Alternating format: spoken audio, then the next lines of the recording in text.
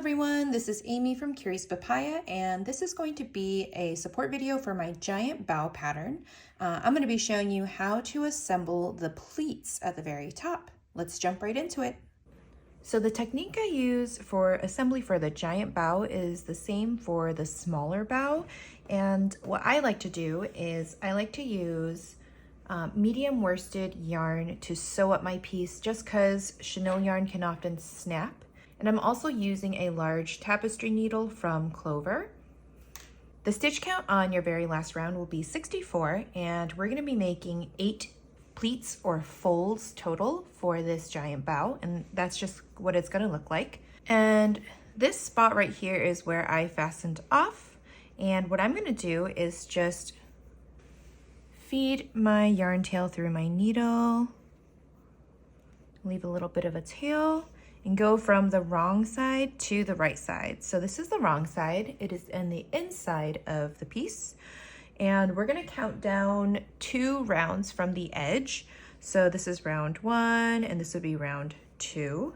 So I'm gonna go ahead and insert my needle like so, and then leave a little bit of a tail because I'm gonna want to tie that to this yarn tail that we cut off from the chenille yarn. I'm just gonna make a double knot to make sure that it's extra secure. And this way it won't slip out.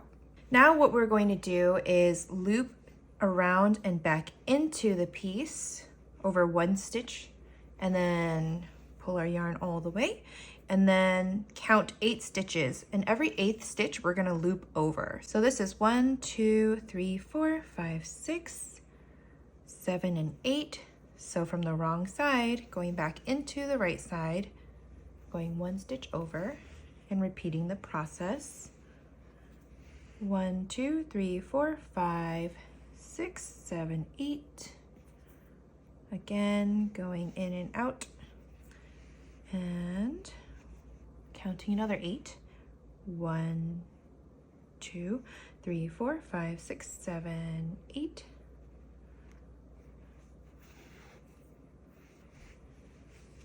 1, 2, 3, 4, 5, 6, 7, 8.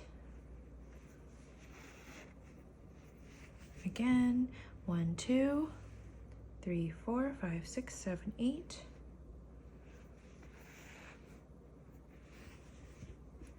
1, 2, 3, 4, 5, 6, 7, 8. 1, 2, 3, 4, 5, 6, 7, 8. 1, 2, 3, 4, 5, 6, 7, 8. Oopsies, I forgot to go in here. And then let's give this a good firm tug. From the bird's eye view, you can see the diagonal lines, and if I tug it a little bit, you can see it even more how the pleats start to form when they're bunched up. So just give that a good tug, and don't go all the way because we want to double check and make sure we have the right number of pleats. I will say don't stress it if you find that you are one off, or maybe you went down an extra round, or what it may be, because baos are made a little differently from each other, and I love that slight imperfection. So let's count. We have 1, 2, 3, 4, 5, 6, 7, 8. And each of these pleats are made of 8 stitches. So before I close this up all the way, I'm going to add my safety eyes, but what I like to do is I like to center them with a bao, with a pleat, so that they're not just in the middle of 2 pleats. So for instance, if this is my pleat that I'm going to align my eyes with, then I will go ahead and find where to insert that. So I often like to insert my eyes after the whole piece has been closed off and stuffed, just to make sure it's extra centered. But for the sake of this tutorial, I'm also going to show you an alternative method. We're going to be securing the eyes between rounds 10 and 11, and let's go ahead and count from the bottom. So we've got round 1, 2, 3, 4, 5, 6, 7, 8, 9, 10, and 11. So that looks like it's going to be right around here. And again, I'm marking my spot, or I'm using the pleat to kind of find my center here. And so if I insert one eye here, we're gonna count 7 stitches over. So 1, 2, 3, 4, 5, 6, 7, and insert the other eye. And just double checking again with the pleat. And once I'm happy with my placement, then I am going to go from the wrong side and add the security backings on. Okay, that's on there really good. I bought these giant safety eyes from Bear Mama. It's a store in Taiwan. You can also find them on Amazon. Leave the opening slightly big enough so that we can stuff it out. And I've got tons of stuffing here.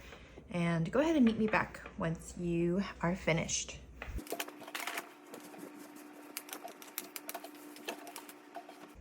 Okay, so my bow is nice and stuffed. I'm gonna give this a quick little tug again to close up our pleats a bit more. Okay, and the nice thing about using acrylic yarn or medium worsted or cotton yarn even is that it's a lot stronger and it's much harder to snap when we are tugging on it like this. We're gonna be going in an X motion. So right across from there, you can see the other side is kind of starting to come loose, and that's okay. From a quick little tug, it'll come all right together again. Then I'm gonna go a couple pleats over and do the same thing, go across, directly across again. We're kind of making an X shape or like an asterisk for extra security.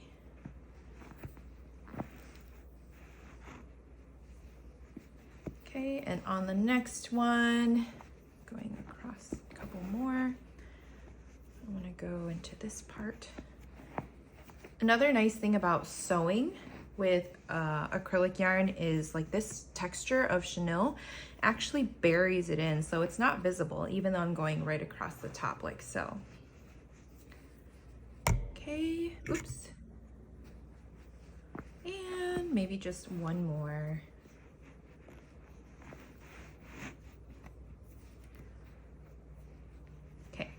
Here is what our pleats look like before we sew through the front loops only. And a lot of people stop at this step and they just leave it like that, depending on how you want your bow to look. But I'm gonna show you how to go through each of the front loops to cinch it closed. It creates a much neater look in my opinion. So we're just gonna weave our yarn tail through one of the front loops only of the very top edge. Now, if you're having a hard time seeing that, that's okay. Even if you just go through both of the loops or anywhere at all, it's very, very forgiving for this project. At the very end, you'll see what I mean. So I'm gonna just quickly go through each of the loops like so. And you can kind of start to see this octagon shape forming with the white yarn, coming back where we left off.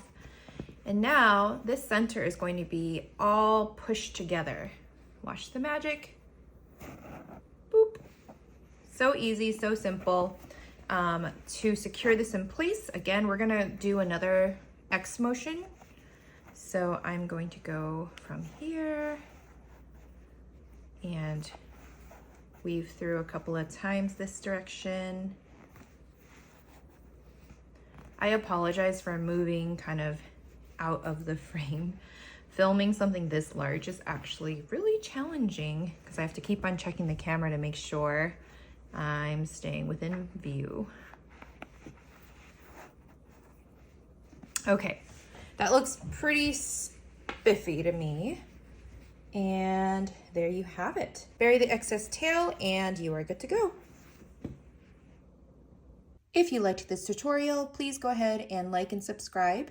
And don't be afraid to drop a hello in the comments.